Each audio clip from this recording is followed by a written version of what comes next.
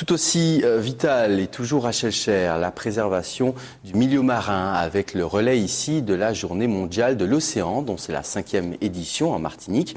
Une opération de sensibilisation à la protection de la mer et un ramassage de déchets était organisé notamment à l'attention des jeunes. Nicolas Caclin était sur place. Reportage. Un amortisseur de voiture. Amortisseurs de voiture, vieilles chaussures, cadres de vélo. Beaucoup des déchets retrouvés en mer sont souvent bien loin de leur lieu d'utilisation habituel. Des dizaines de kilos de détritus récupérés en moins d'une heure qui représentent un véritable danger pour les espèces sous-marines, mais aussi pour l'homme. Pour les tortues, les sachets qu'ils peuvent confondre avec des méduses, donc ça ils les mangent. Les peintures, hydrocarbures qui sont surtout tous les détritus que l'on trouve qui se mettent dans l'eau et qui sont nocifs pour les poissons.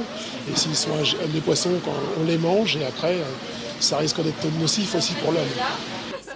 Et pour éviter de retrouver tous ces déchets dans l'océan, une maquette a été présentée, décrivant l'origine et le parcours des déchets qui parfois ne sont pas jetés directement en mer. C'est une maquette qui présente un petit peu le système du bassin versant, c'est-à-dire l'effet des différentes pollutions que l'on peut avoir dans l'environnement et qui ont un effet à travers les ravines, les rivières et jusqu'à la mer.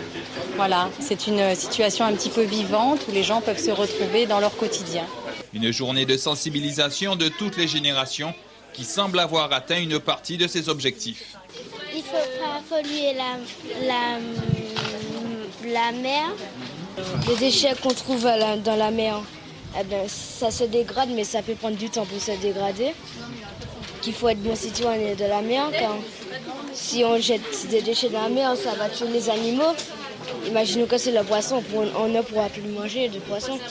Des déchets qui nuisent à la santé des habitants de l'océan, mais qui parfois les abritent. Des espèces qui, quelques heures plus tard, auront retrouvé leur milieu naturel.